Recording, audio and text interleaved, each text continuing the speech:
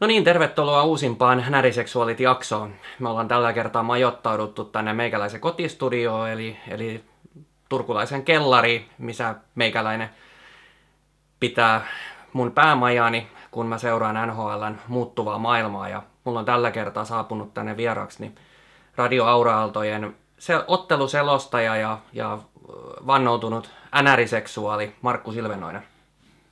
Kiva olla täällä. Komiat puitteet. Kiitos. Hienoja muistoja mieleen, kun ajattelen noita kuvia, mitä sulla täällä seinällä on. Se, mitä mä voisin myöhemmin laittaa tähän kuvituskuvaksi, niin mut löytyy täältä seiniltä vuosien varrelta NHL:stä kuvia, että sieltä löytyy ihan tuolta varhaisilta vuosilta, mutta myöskin sit nykypäivän NHL:stä niin löytyy sit jotain kuvaa. Mitäs se mahtaisi? Ei kauheasti kyllä ole nykypäivä. Kyllä se tuohon 90-luvun puoleen väliin näyttää loppuvan. 90-luvun kaikki on opittu kuitenkin, niin joo. Siltä se näyttää. Mutta no joukkuet on edelleen tuossa, mitä on noin pelipaitoja, niin ne on kuitenkin edelleen olemassa. Ja itsekin pukeuduin. Dress accordingly.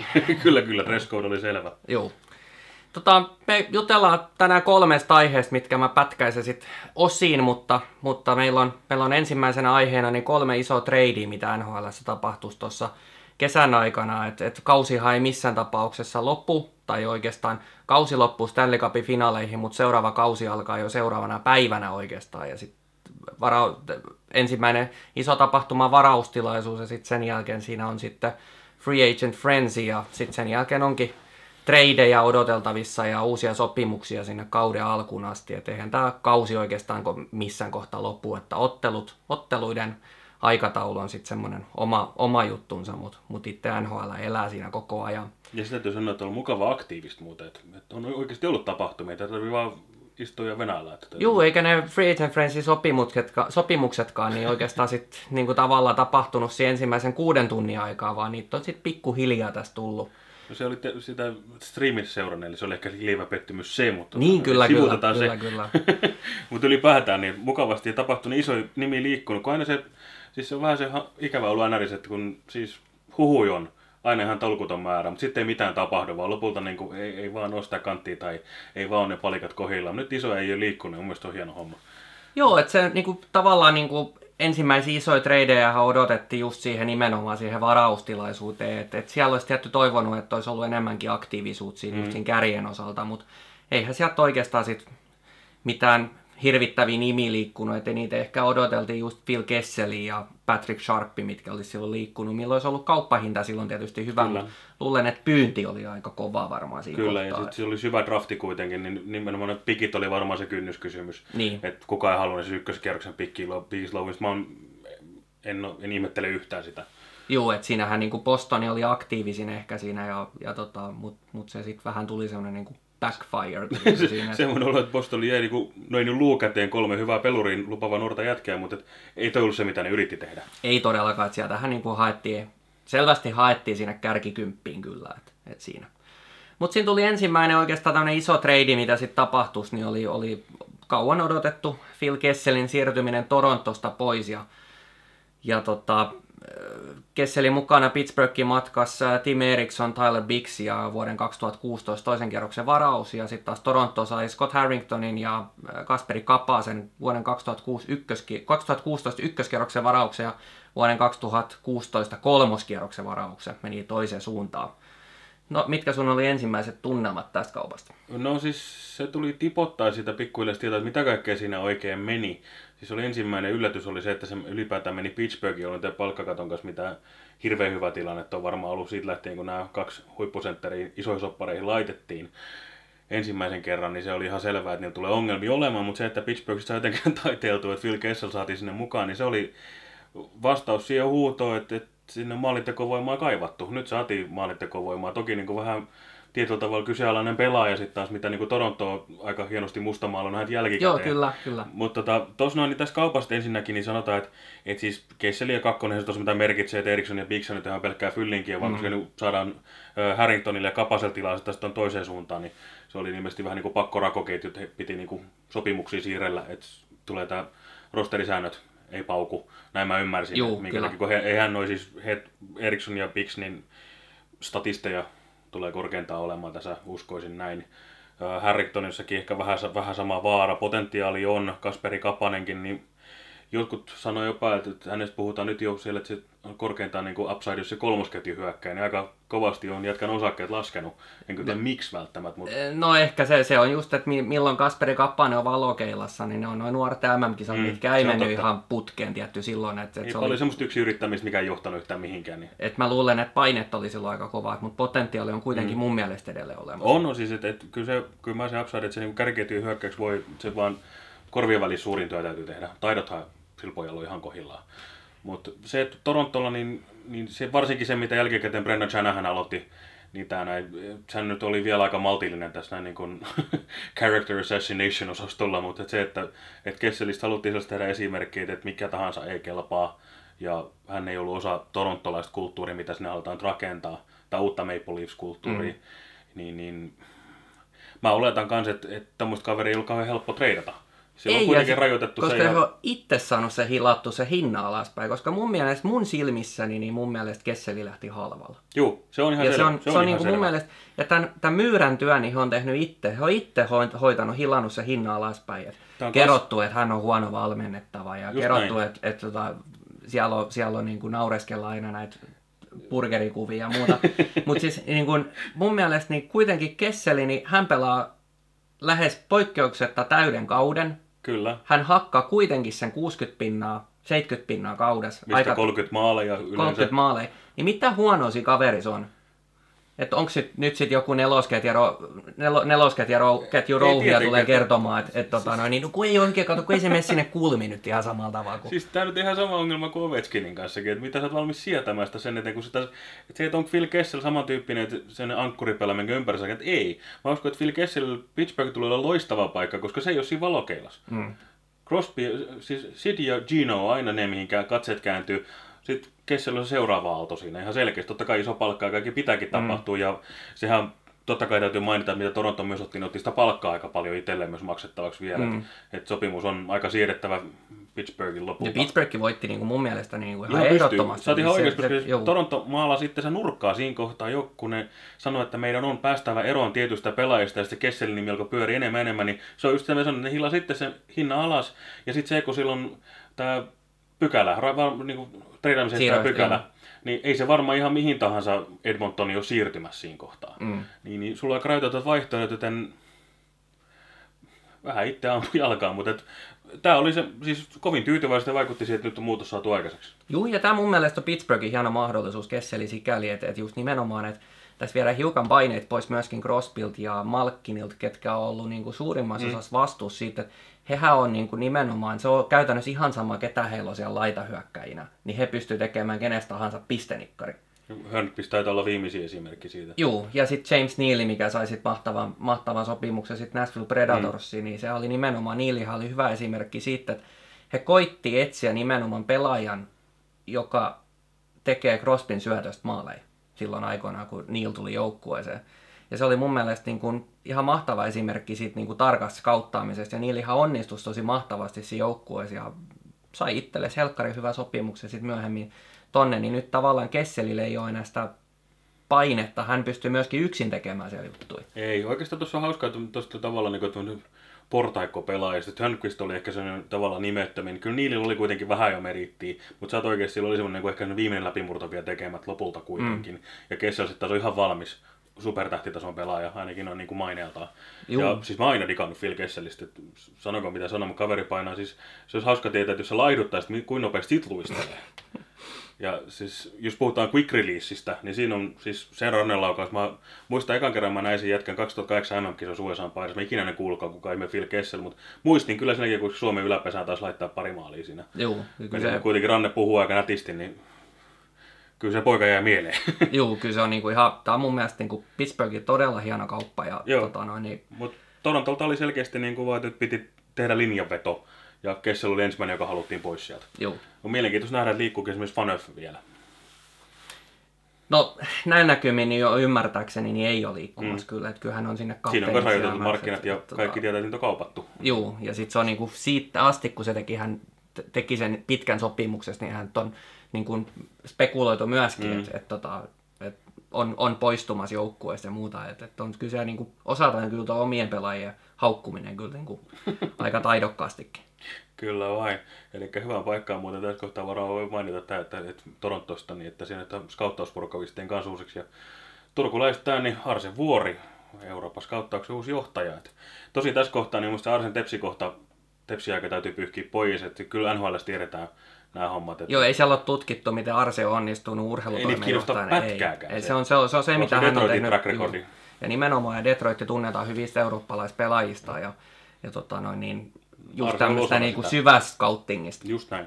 Et sieltä otetaan takakierroksilta, niin otetaan hyviä eurooppalaispelaajia, mitkä pääsee sitten hyviin ja isoihin rooleihin. Et eihän nyt tietenkään kaikki Arsen ansiota sieltä on, mutta kyllähän se tiedetään, mitä Ari siellä on tehnyt ja mitä hän ei ole tehnyt. Niin sen takia hän pääsi Torontoon. Ja sama käänteisesti pätee myös Suomesta, saa ihan liian paljon paskaa siitä näiden, mitä hän ansaitsee mun mielestä.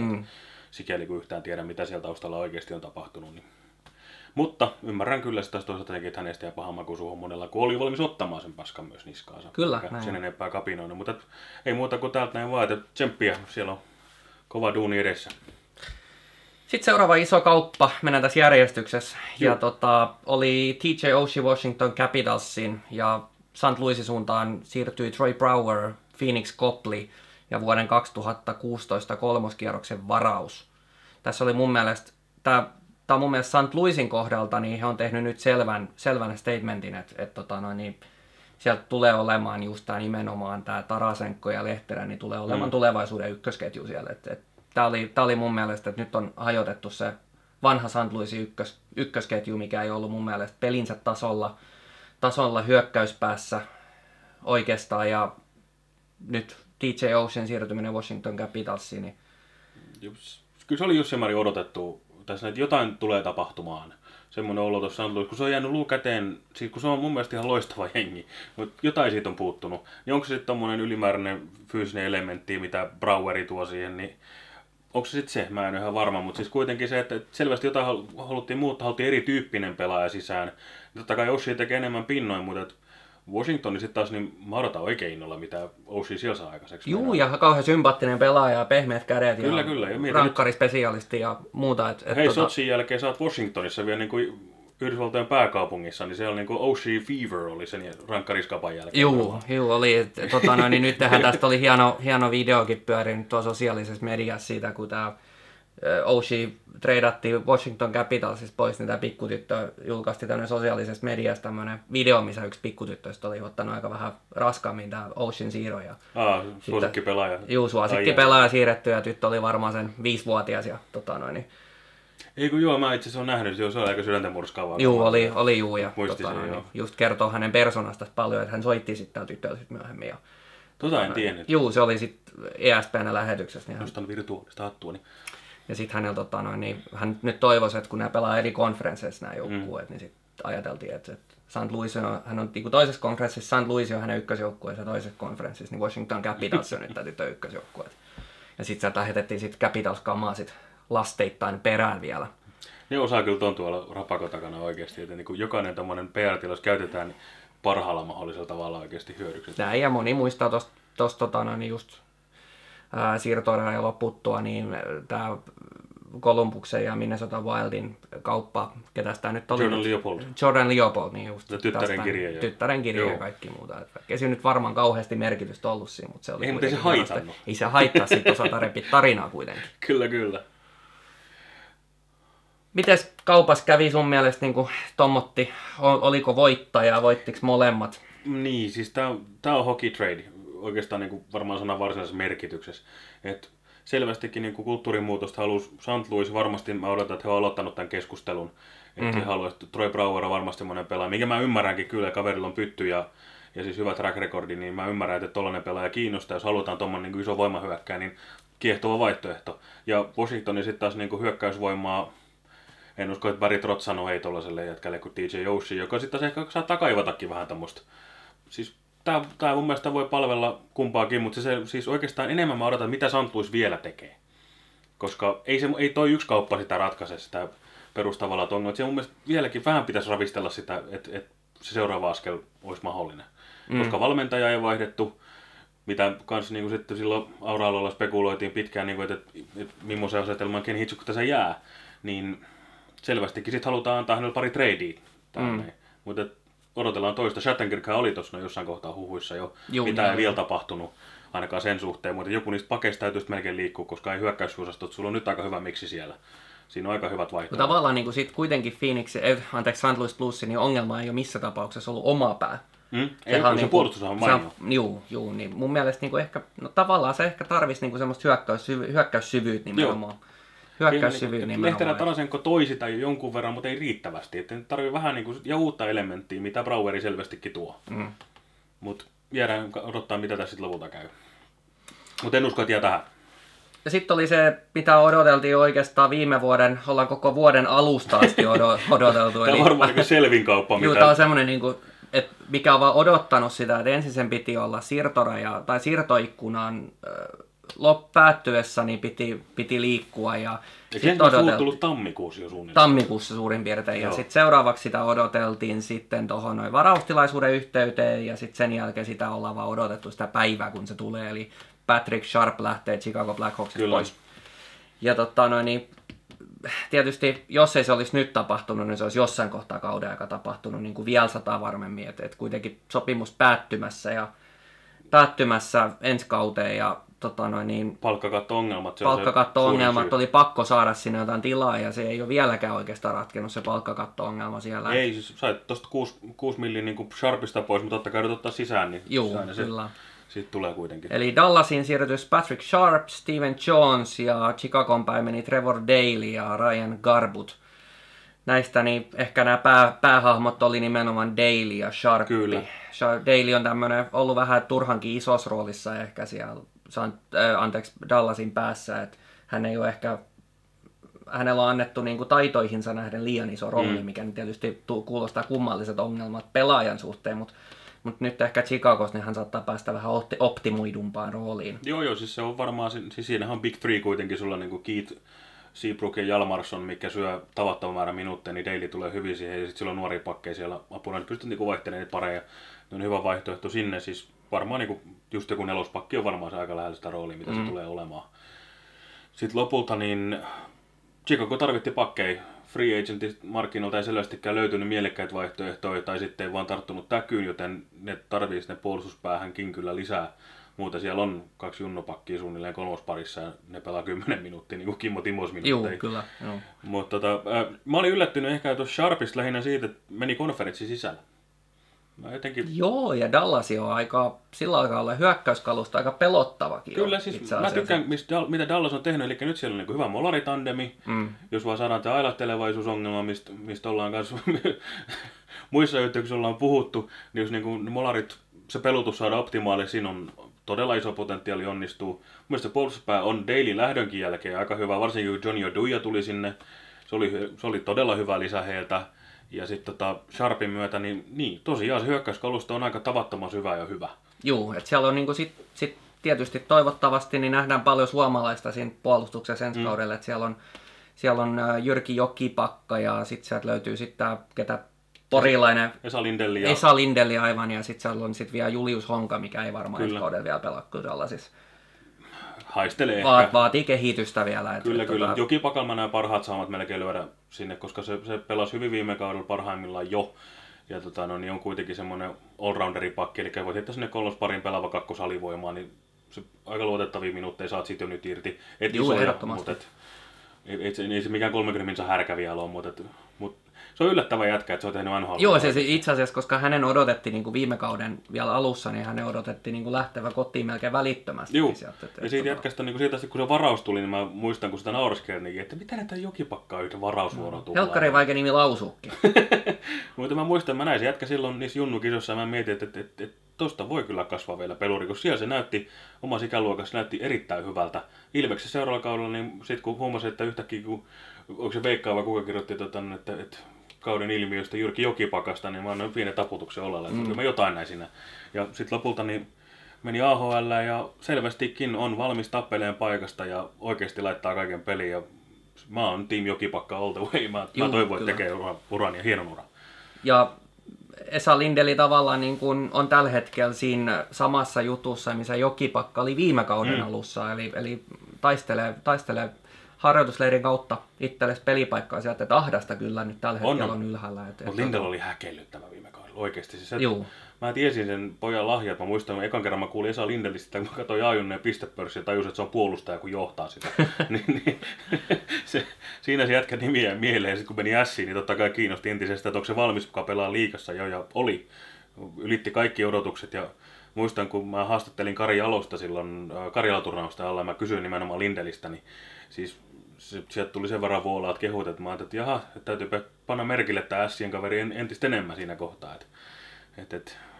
Tulevaisuudessa ykkösylivoimaa pyörittää Lindeli ja Honka ja sitten siellä on sitten ne jotkut nobodyt, ketä se hyökkäyksessä sitten onkaan. Kyllä. Mikko Rantanen treidin kautta sinne sitten vaan, niin saadaan Suomi Connectionin lisää. Niin, kyllä. Ei voiskaan, Colorado hyvä paikka, Mikko. Jes, siinä ne treidit sitten käsiteltynä. Isompia varmaan uskoisin, että tänä kesänä ei semmoista blockbusteria enää tulekaan, että seuraavat treidit sitten nähdään vasta Tirtorajan, vai onko se joku? Siis korkeintaan se, jos joku niistä St. Louis isoista pakeista liikkuu. Niin tavallaan, joo. Niin, koska mä, niin kuin puhuttiin, jotain mä odotan, että siellä vielä tapahtuu, niin Chattenkirk oli jo huhuissa.